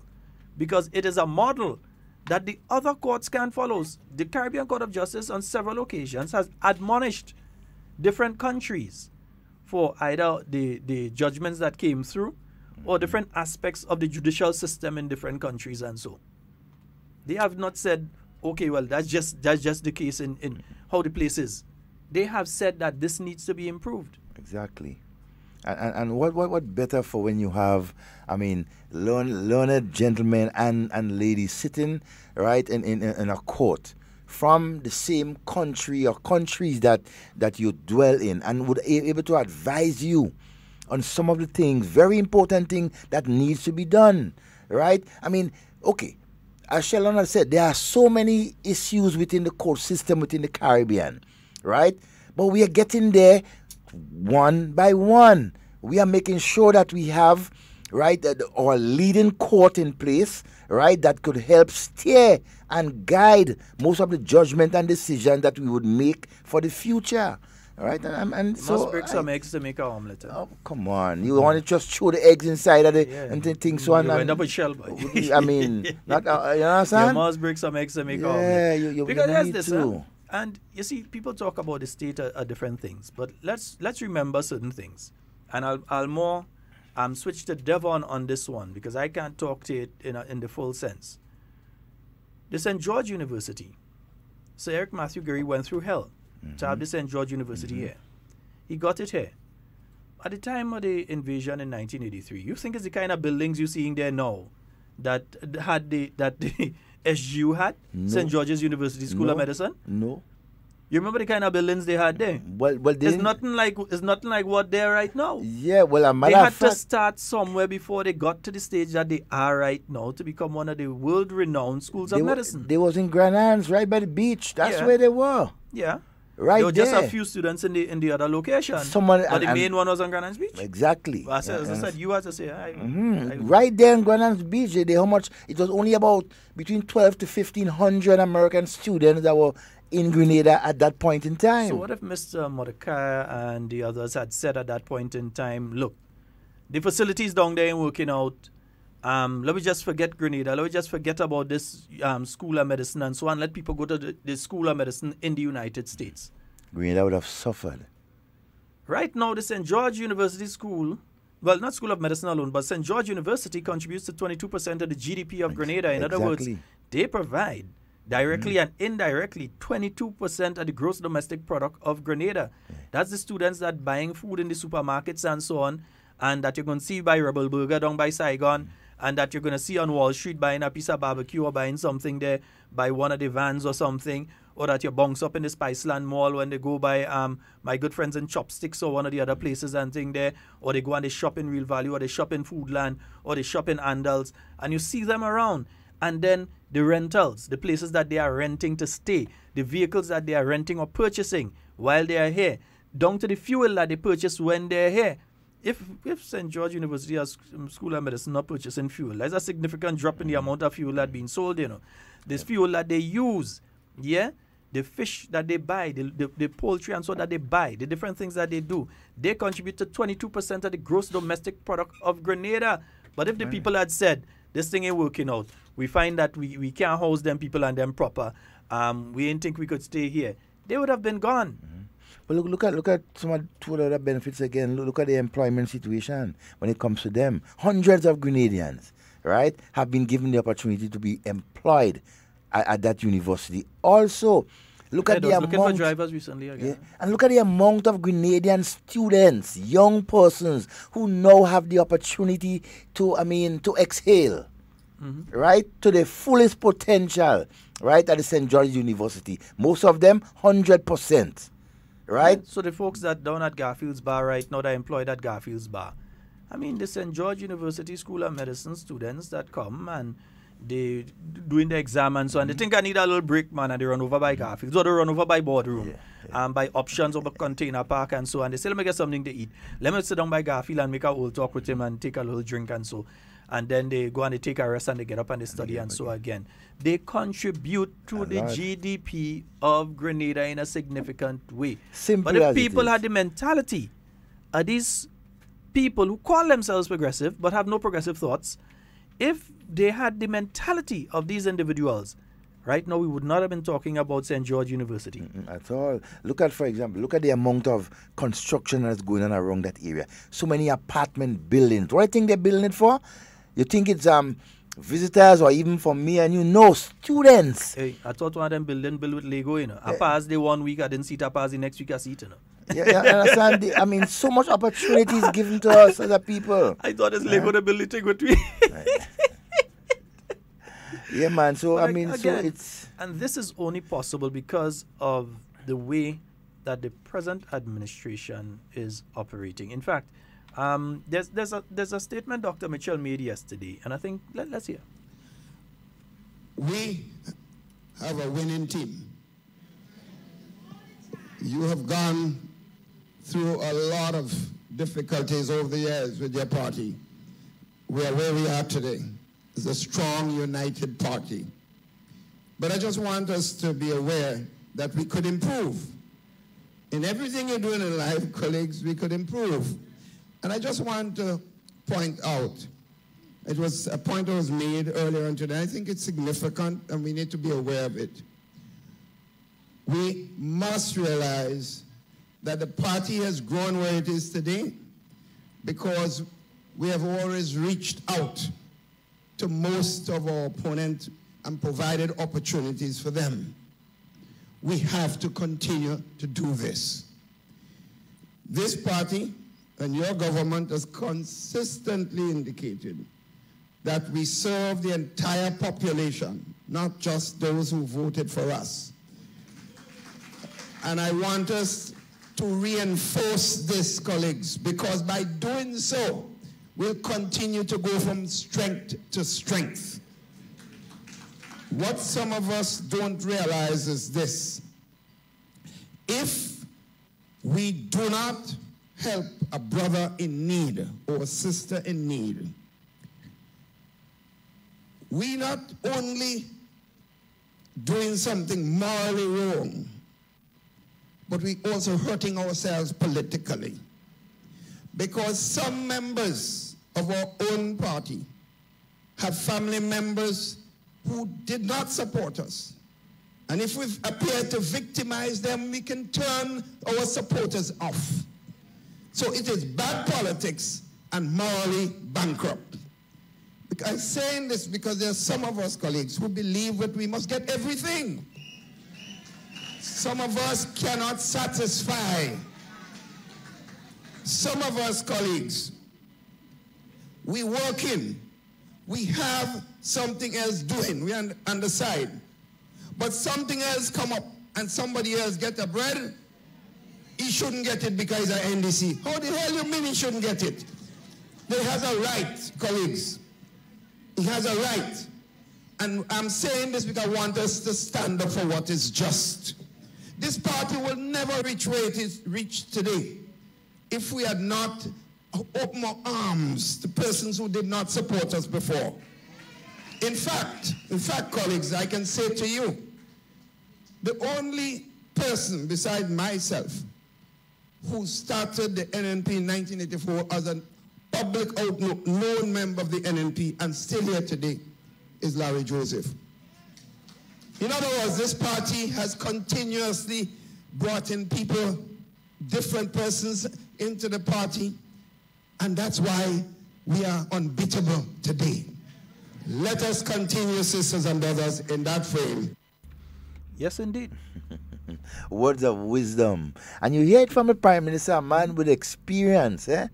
If you look at the NNP over the years, you've had people from the GULP end up in the NNP. People who used to be in the GNP end up in the NNP.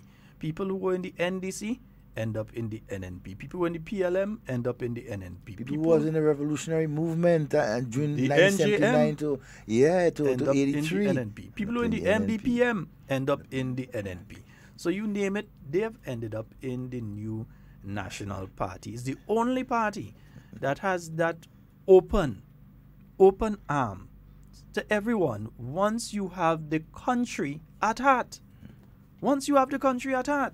Once what you want to see is the betterment of Grenada. Once what you're interested in doing is helping, being part of the process of moving Grenada forward.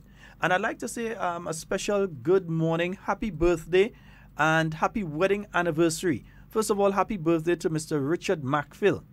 Yeah, our good brother Richard Macphail. Happy birthday, Richie. Happy birthday, comrade. Yeah, man. Have a wonderful one. Also, we had to say happy wedding anniversary to him and his wife.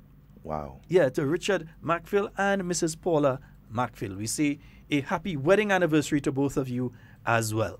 Nice?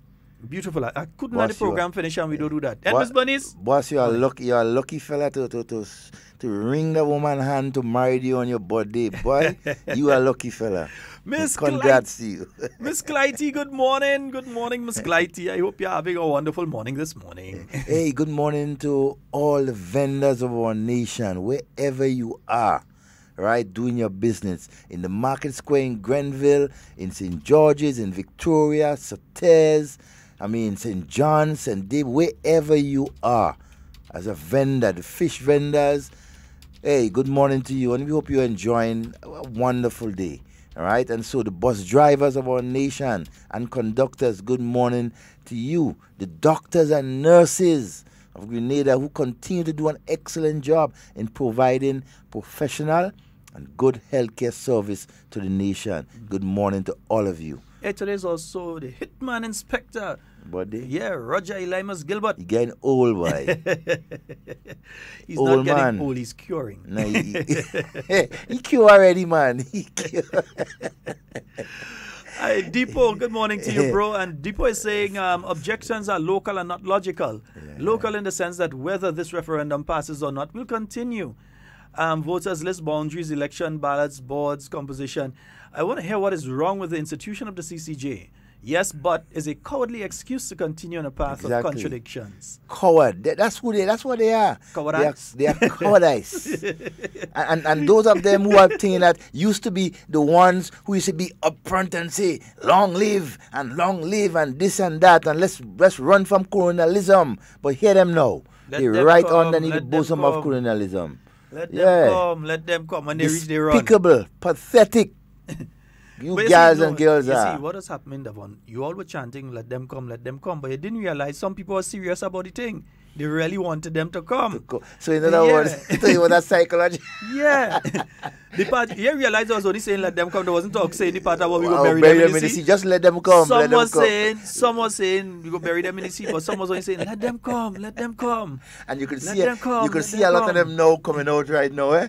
Yeah. Them men had visa within a month of the US reaching here. Yeah, so who fly out to Canada and who this and who that, who run in England. Them men had visa. Yeah. You know what I'm saying? And leave the whole heaping set of us to stand the brunt. And now you want to come and dictate to the Grenadian. Some of you, right? Shame on you, want to come and dictate to the Grenadian people as to and tell them no, they must not go to the CCJ. Help educate them, right? As to the way forward. Not try to bar them from making decisions, just like, for example, independence, right? I mean, Uncle Gary got so much objections and whatever, but what did he do? He moved forward, he marched forward. This is a result of being an independent nation, for us to start thinking for ourselves. And I think it's disingenuous.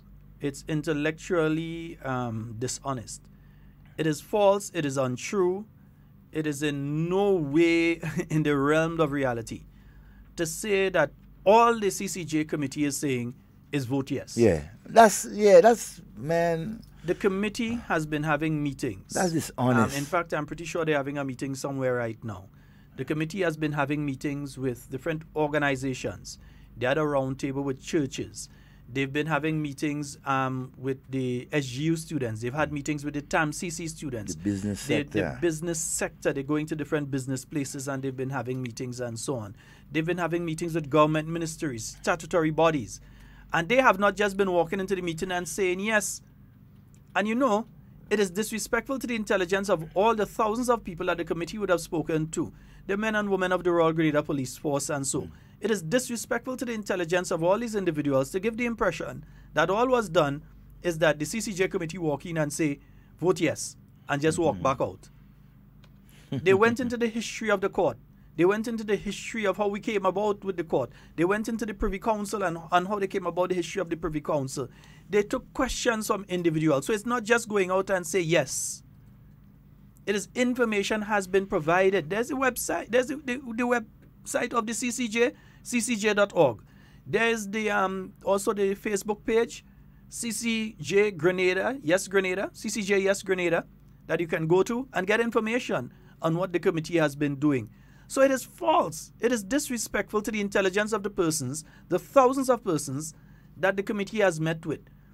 The committee has had programs on television. They've had programs on radio. Yeah? They've had various things that they have done. And they have interacted with the general public, fielded questions from the general public. So to say that they're just simply going out there and say yes, as some people would like you to believe, is not only idiotic, it is disrespectful. And not just disrespectful to the advisory committee, but to the people who would have met with the advisory committee. You know, I was speaking to some people on the weekend, and by the time you start to talk about CCJ, they say, oh God, I hear about it, I voted yes, I hear about it already, oh God, I know. They tell them, yes, I know that, and then they start to tell you about the CCJ because they understand. So it's disrespectful. You see, there's this group of people that believe that Grenadians are stupid. There's this clique of individuals that believe, yeah, there's this clique of people that believe that Grenadians can't understand something or Grenadians dotish. So therefore they believe they have to set themselves up. That traveling circus of no. The Jude Bernards and Beverly Sinclair and JK whatever and the other one that calls from in La Colombe and so on there. They set themselves up as they have to represent everybody else because they are the only intelligent people in the country. They alone could read a bill and understand it. They alone could ask a question and probe a question. And they believe that somebody hiding something from you, they are the only ones that would be able to see that somebody hiding something for you. You're not intelligent enough as far as they are concerned. They believe that they are the most intelligent people in Grenada. And therefore, they will continue to speak down to you and make decisions for you and tell you how you should think. You know, some of them go away with the notion, continue going away with the notion that Grenadians are not independent and they can't read and they don't seek out information. But you know, we Grenadians have a surprise for you. As much as a lot of you consider the majority of us to be dunce and uneducated and not reading, right? That is why most of you politically are down in the dustbin, right? You have no voice within Parliament or even within the country, because of your attitude and because of the way in which you look down to the Grenadian people, considering them as they dunce and they can't read. You're not illiterate. But you know, and that sort of thing. If you Deepo is asking a question there. He's saying to state why they're advising others to say no. Take Dr. the Right Honorable Keith Mitchell out of the equation and you will see. State why the average Grenadian should vote no. Take him out as your reason to vote no. Take the New National Party, take Dr. Mitchell out of the way, even take the advisory committee out of the way, and explain to the average person why they should vote no. And they will never come up with a reason. Dr. Mitchell is in the way. It must not happen under the New National Party and Dr. Mitchell as Prime Minister. You understand? Devon, you know something to see to the future. I'll make a prediction now. You see what Grenada always saying there about, remember, some of them was against St. George's University School of Medicine, the children working there? Yep. Remember, a lot of them was against Port Louis and they're going and have lunch day just now anyway. Every lunch day. They order already. They inside day. They're going down by, where's the fella place down there by the place down the restaurant down in Port Louis? Victory Bar. They're going down in Victory Bar. Yeah. All of that is loose. But they're going in Victory Bar. Well, they had to get Victory somewhere, so that's going Victory Bar. Exactly. So they're going down there and they're eating and they're drinking and all this kind of thing. And those against the project totally. Only on video, so all you can't see that line on video. Right? And these same people, I'm going to make a prediction, who you hear making all this noise now, are going to be some of the first people to carry cases to the CCJ. Of course. They're lining up already. These same people that making all the noise now are going to be some of the same people that are going to carry cases to the CCJ. Today, the 29th of the 10th month, 2018, remember I said it. They're going to be some of the first people to carry cases to the CCJ. Yeah? Devon, that's all the time we have for today. Yeah, it's fast approaching. It's the end of our program today. Yes, indeed. It's been a wonderful one. We'd like to thank all of the radio stations for joining us today. Yeah, we've had Talk, City Sound FM, CRFM, and Sister Isle, and 94.9. We're in trouble with today. Yeah, with Kunumunu. Yeah, the Kunumunu. We're in trouble with him today. Yeah. Well, folks, that's all the time we have for today. And whatever you say and do it safe and secure. We want to be speaking to and with you. And not about you. We are out of here. Peace.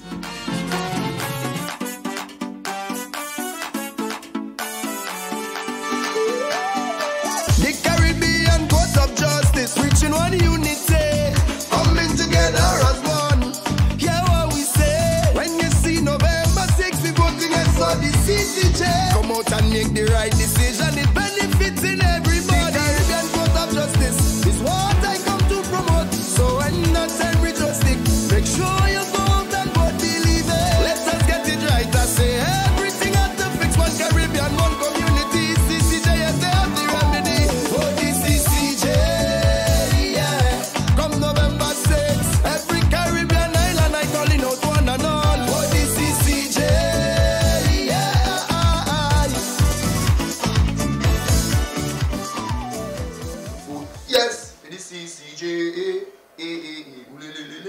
That's the 40 years to the CCJ.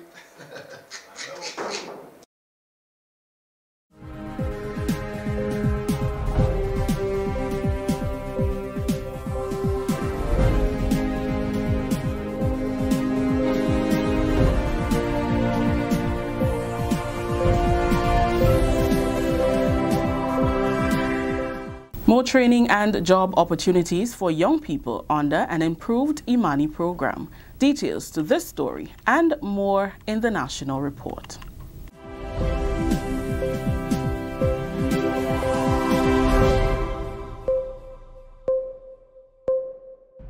With the details to the news for Friday, October 26, 2018, I am Rakisha St. Louis.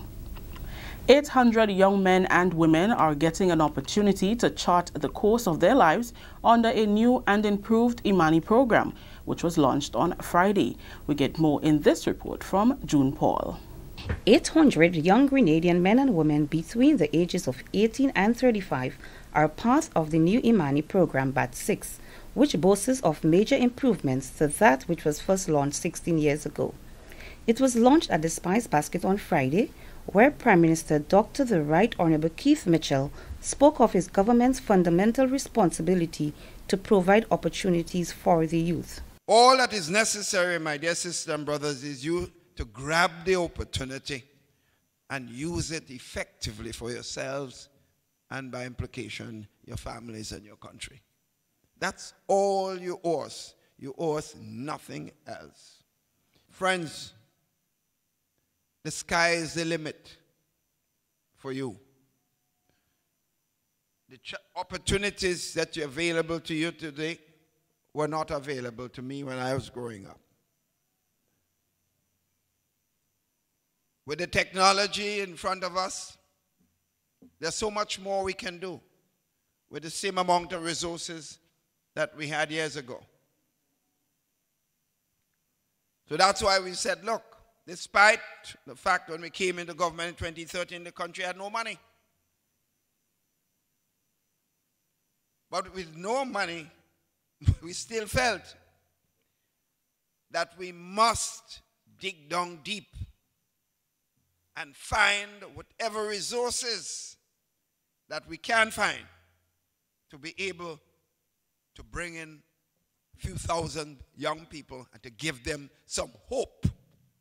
Asha Bailey, a member of the Imani alumni, delivered an impressive motivational speech saying that the training to be had by the 800 is one that can change their path in life and open doors for unimaginable successes.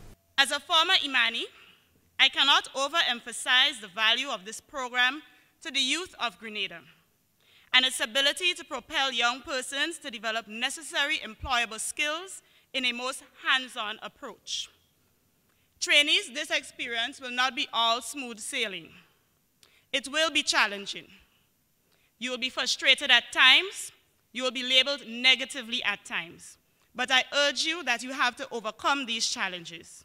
Remember that success does not always come to fruition without a challenge. Program Manager Jesse Cumberbatch says BAT 6 is an improved program of what was first launched in 2002. There are three main components to the program. One, self-development. That component focuses on life skills, strengthening the personal competencies of the trainees in areas such as effective communication, conflict resolution, work ethics, and teamwork. Another component is skills training. This component focuses on the acquisition of employable skills, and that is through direct skills training as well as through apprenticeship on-the-job training. And the third component is the scholarship.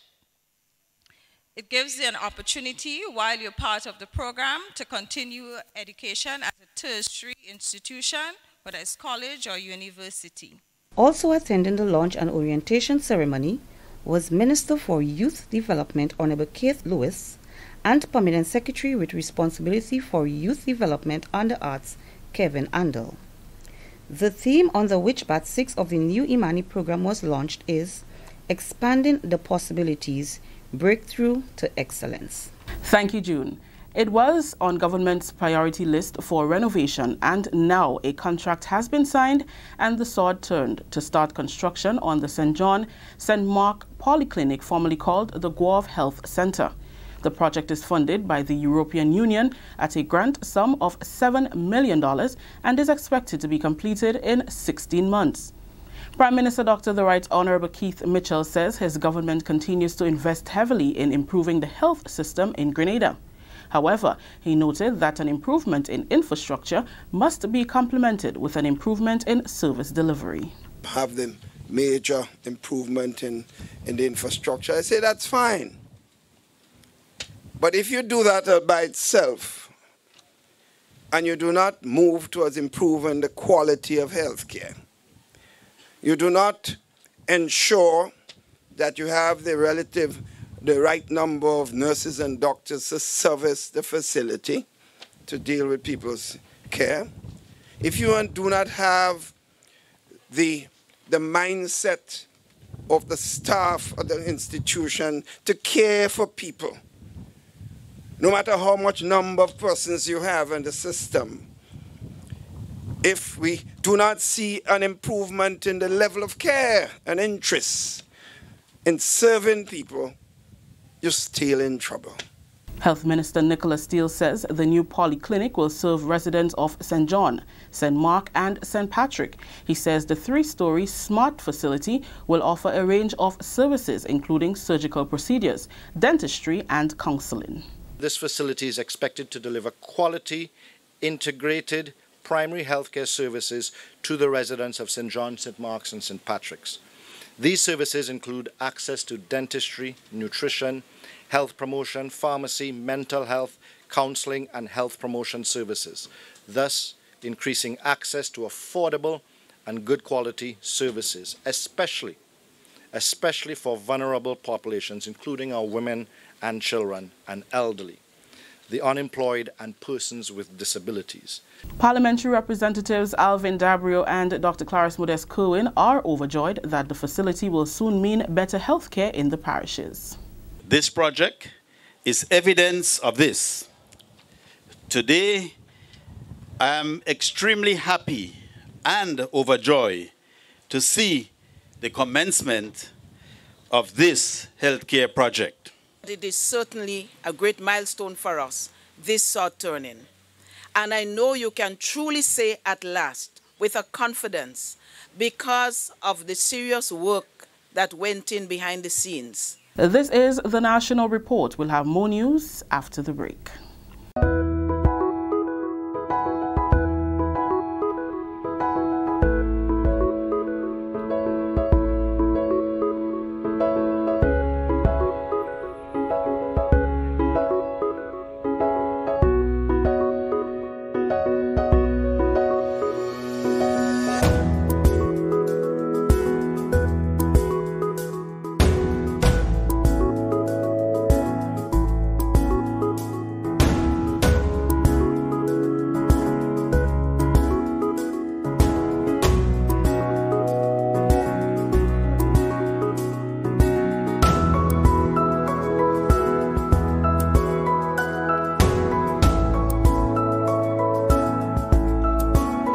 Big business don't participate.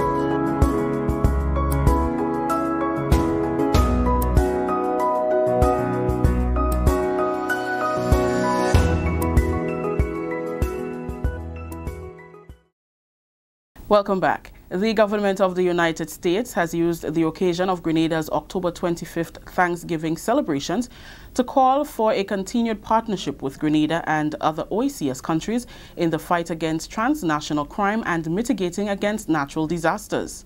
The message from the U.S. President was delivered by U.S. Ambassador Linda Tagliella-Taylor at the National Ecumenical Service of Remembrance and Thanksgiving on Thursday. It was held at the St. Mark's RC Church. We need to be even better prepared for the dangers and the inevitable seasonal storms that loom over our horizons. Let us continue to work together, not only to prepare to respond, but also to build our communities in ways that mitigate the potential for damage. Transnational crime in all its insidious forms human and narcotic trafficking, money laundering, and other financial crimes, and the ever-present threat of terrorism demand our constant and vigorous mutual attention. The service was attended by government and former government officials, members of the diplomatic corps, and representatives of the Conference of Churches, among others. Prime Minister Dr. Keith Mitchell says it was only fitting to thank the U.S. and Caribbean countries for their sacrifices and support to Grenada, not only during its political crisis, but also in the time of natural disaster. He said the strength of the country is not based solely on our undertaking, but the support of friendly countries. Through the many challenges we have faced, the resilience of our Grenadian brothers and sisters have always stood the test of time. This too we must be thankful for. We must continue to harness the strength of character as a critical pillar of the foundation which we are building for the future growth and prosperity of this land of ours. The service is organized every year by the National Celebrations Committee and the Conference of Churches. The sermon was delivered by Reverend Vonnie James of the Grenada Baptist Association. He said it is time to move from God talk to what he calls God action. Some people need to apologize to some other people, but maybe repentance is in order. Some people need to ask forgiveness of God, themselves, and some other people. But maybe restitution is in order. Some people need to abolish the present party colors and instead voluntarily put on one color for Grenada. But maybe a national reconciliation is in order. However, all of us need to act now to put our country in the right spiritual consciousness. And finally, a service was also held to honor the Cubans who lost their lives during the period at the monument overlooking the Morris Bishop International Airport.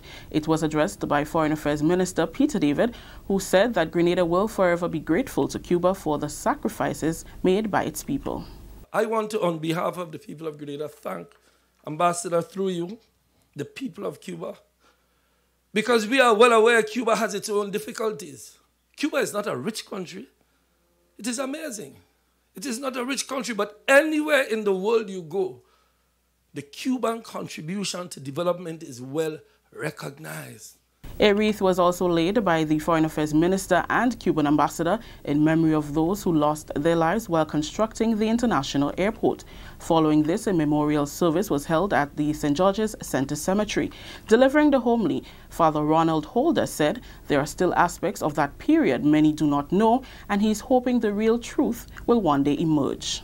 I think peace can only come once that truth is made bare, and we can come to understand what took place, and in that way respect what took place, and in that way see in each one of us, because all who took part in whatever took place at that time need to take responsibility. We all need to take a look at ourselves. That story just brought the curtains down on the national report for today, Friday, October 26th. Let's recap the top story. More training and job opportunities for young people under an improved Imani program. On behalf of all those who made this newscast possible, I am Rakisha St. Louis saying thank you for viewing. Until next time. Joining the CCJ Appellate Division will allow ordinary folk right here in Grenada to see the work of the CCJ as an example which could uplift local judicial performance. Timely hearings, timely delivery of judgments, transparent and open proceedings. I'm telling you, all proceedings of the CCJ are live streamed. Every one of you can stay at home and see the court in operation, every case. And the cases that have already been heard, the video recordings are on the CCJ website, and you can access them and see the court at work. All the judgments of the court and a lot of other work that the court does is posted on the website so that you can identify with the work of the court in ways you cannot identify with the Privy Council. So here we have a court that is open, transparent, and you can have complete access to all of our activities in this manner. Joining the CCJ Appellate Division will allow Caribbean people to be on an equal footing with human beings all over the world, where justice is managed by each community and not outsourced to a foreign power.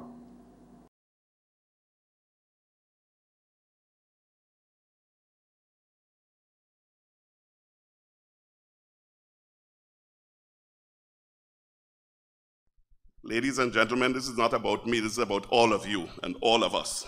But I want to say one thing before we start.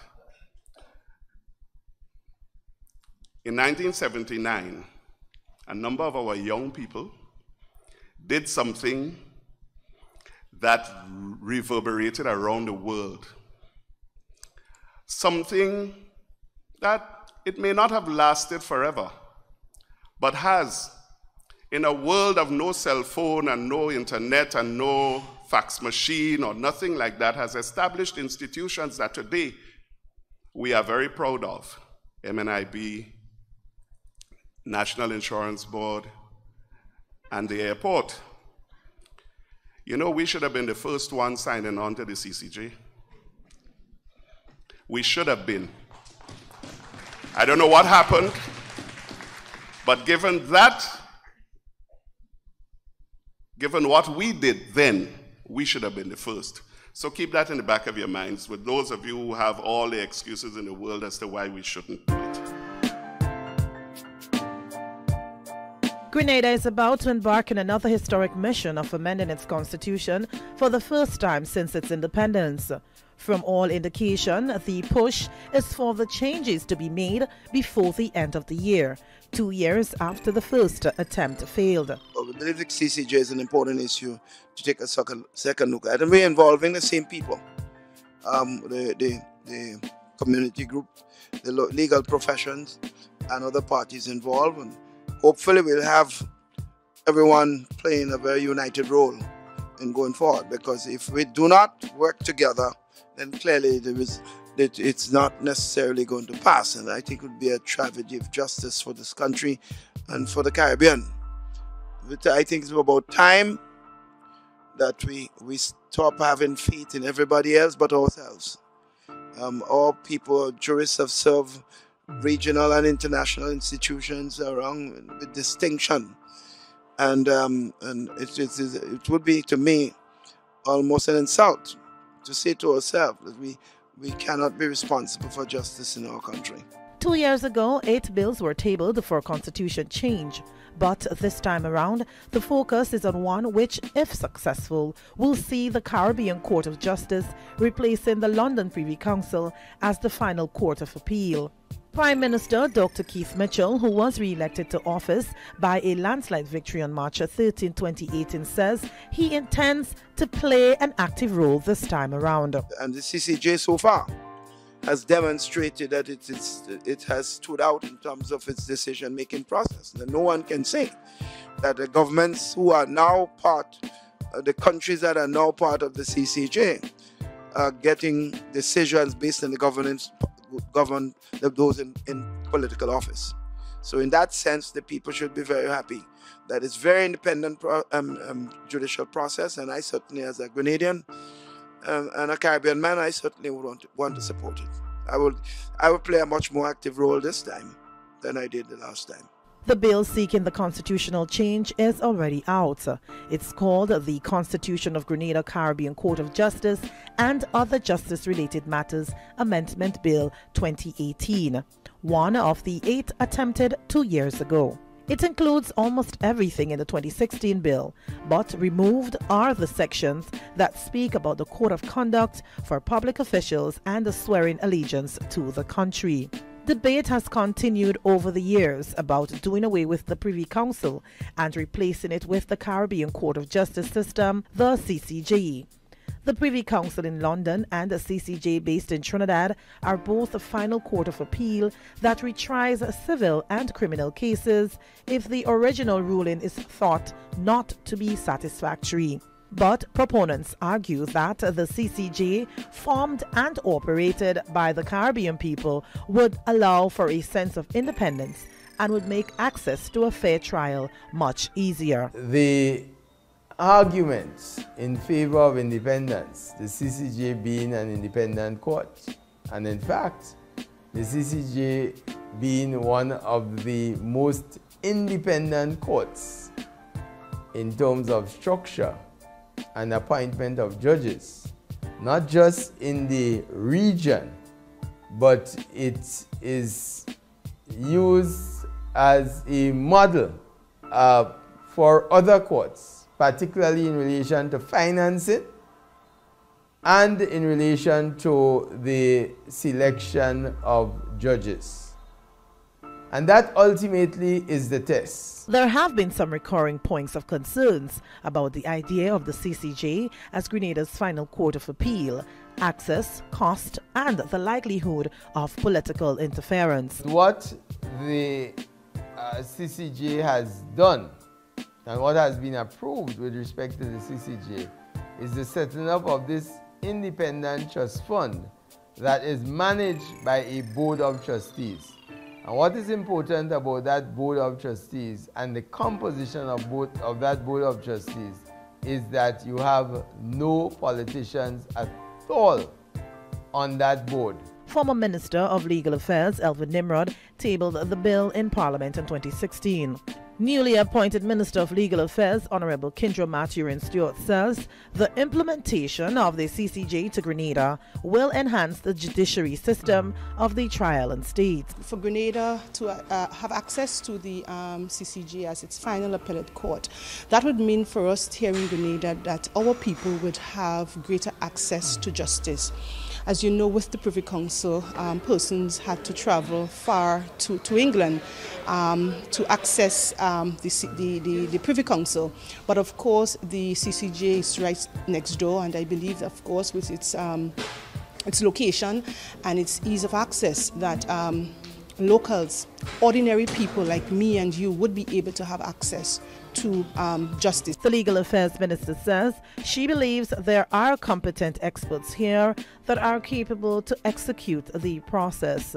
I believe that we in the Caribbean are capable of creating and making our own jurisprudence. We don't have to depend on English judges and English folks to make jurisprudence for us. And I believe that we are well capable. We've had notable jurists and persons coming out or emanating from the Caribbean, CARICOM. And I believe that we possess that talent, we possess that experiences, and I believe that we are well poised to create our own jurisprudence.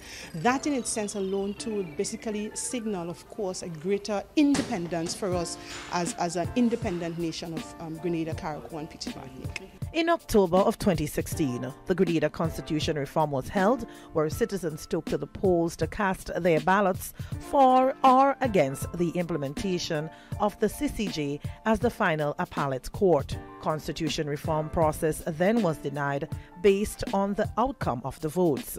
Although CARICOM created the CCJ as a replacement for the Privy Council, it did not fully replicate the British system. Instead, it chose to copy certain practices while creating other divergent ones. Residents here say while they are willing to accept the change, there must be proper consultation on the subject. Public education, and my first observation is that there are too many lessons, or if not lessons, too many chapters, or if not chapters, too many books to be learned within that space of time. The bills, the issues for the referendum, they are significant enough and far-reaching to have what I refer to as a limited time. That of the CCJ, which country like Trinidad, Barbados, country which implemented that CCJ and they are ineffective already, they still go to the Privy Council for hearing in the jurisdiction. So we going to the CCJ now. We are neglecting the Privy Council and go to the CCJ. And them countries which are still implementing the CCJ, the Privy Council for a hearing. So how that go be looking when we neglect the Privy Council and go to the CCJ, and them countries which implemented the CCJ are still under the Privy Council. During the swearing-in ceremony, after winning all 15 seats at the 2018 general election, Prime Minister Dr. The Right Honorable Keith Mitchell reassured the nation that consultation and education on the process will soon resume. As each of us seeks to protect and save our children, we must look out also for our neighbors' children. And to the broader issue of justice. And as it is also related to our independence and to our national identity, we must open up a dialogue again about joining the Caribbean Court of Justice.